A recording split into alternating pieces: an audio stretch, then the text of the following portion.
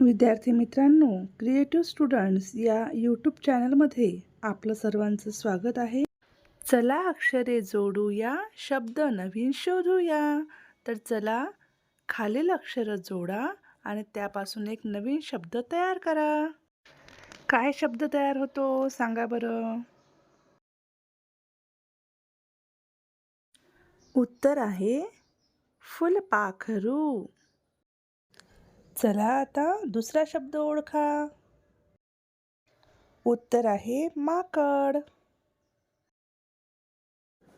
चला हा शब्द तयार करा आता. काय शब्द तयार होतो?